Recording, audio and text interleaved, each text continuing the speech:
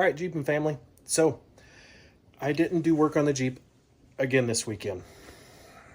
I've just got so much I've got to do. So here's what we're going to do from now on.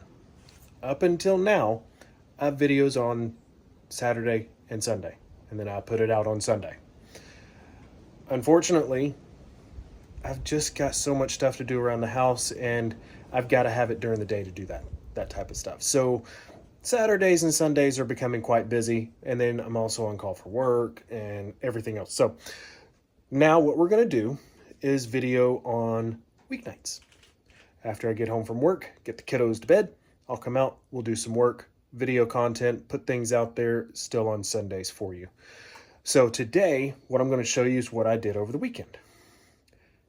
Starting off with a little tractor. Buddy down the road said, hey, I've got a little tractor. I'm not using it. No plan to use it. If you get it running, you can use it. Cool. Has a plow, has tines, and a mower attachment. Sounds good. It has some issues. We'll work those out. But as it is, I got it running. So let's talk you through everything. It is getting kind of dark, so hopefully the light holds out for us so I can show you everything we did on the garden back there. So we're going to flip you around and let's do it.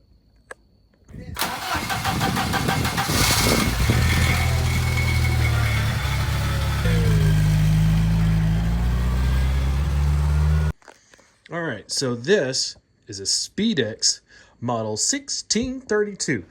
You can tell that it's that one because of the way that it is.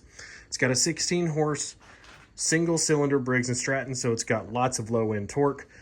As far as getting it started, it was so simple. It has points. Went over there, turned the key, nothing happening. Took the spark plug wire off, put a screwdriver in it, no sparkage. Well, on the front of it, I know you really can't see it.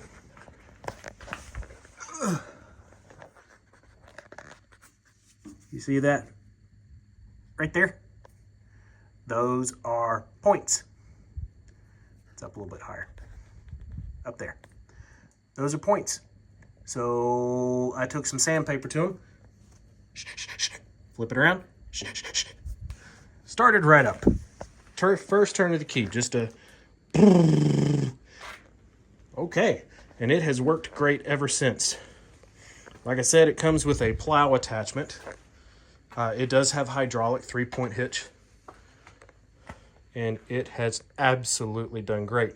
The battery is not getting charged by the system, so I've got a charger. As you can see, it's at 25%. So, that's going to take some work. That's my mower, which has done a lot of work this weekend too. Mower attachment goes under the belly. Original seat. That is the pulley cover, which I've got a pulley issue. It's not working exactly how I think it's supposed to, so we're going to get a new belt and make sure the pulley is the correct size. And go from there. And then there's our tines to loosen up the ground. Like I said, my mower was doing some work this weekend too. It is a snapper, has an 18 horse twin, and it is a YT18H 414K, meaning that it has the hydrostatic transmission. This I had to work on to get a pulley fixed, but that dude has done some work too. As you can see, I put a hitch on it, and I keep a tow rope on it because, you know, I've had to tow it. So let's head out here and let me show you what we did in the back. Gotta close everything up. You know how it is. Can't leave it open. Yep, it's dark. Stays dark in the barn just because I didn't turn the lights on. But you're about to see the magic. And you know, the right tool for the job Oh, good gravy. I need hands to make the right tool for this job. Oh, watch out. Oh, okay, there we go. Right tool for the job makes things move along quite quick. We have a garden area. Now, the tilling didn't happen with us. As you can see, there's fields and fields, and they planted corn.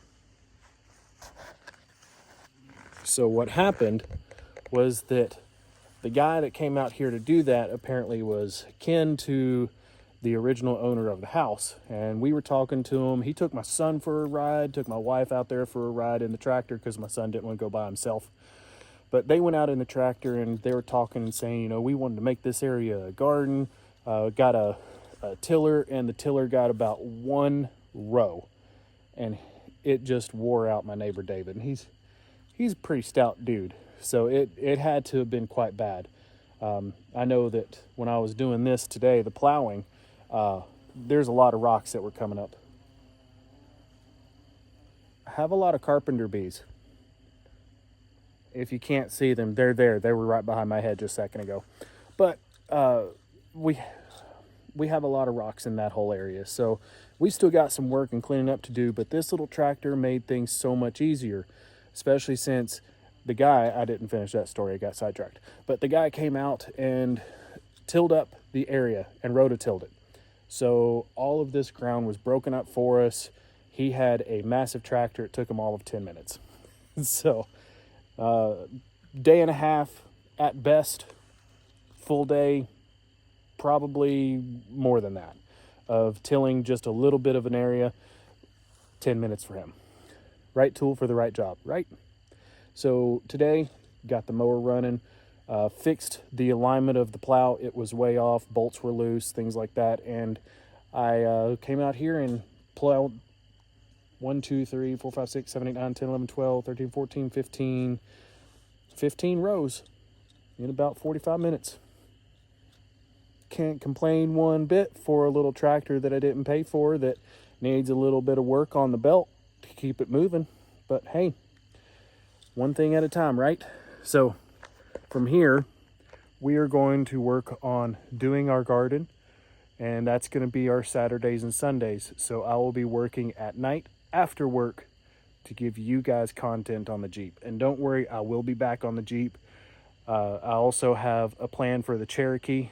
I think I had told you guys, you know, I was planning on doing the quote upcountry package lift on the Cherokee. Well, I started digging into pricing a little bit more, and I found that pricing wise, I'm spending more going with that upcountry package. And you know, the parts are Crown Automotive. I know they're a good quality part, but ultimately I have to be on a budget. I don't have the excess funds to just throw around. Otherwise, I'd be getting an old man emu lift because those are top notch. But I don't have it. I will not do rough country. I have had so many people say that rough country just does not provide quality products. The springs sag really fast. There is another company called Zone Off-Road, and they have been getting great reviews. A lot of people say that they are comfortable ride, a little bit firm, which, I mean, it's a firm ride anyway because the axle is riding on sagged out springs, so there's no travel. But it's going to be better than what I had, and it's going to be a 3-inch lift. Tires, looking at possibly swapping over to a Hankook Dyna Pro 31 1050 15. I think that'll be a perfect tire for that 3-inch lift. I'm not going to purchase the 1-inch spacer blocks for the transfer case cross member, transmission transfer case cross member. I'll make them myself, and I'll show you guys how to do that. That's $35 saved plus tax.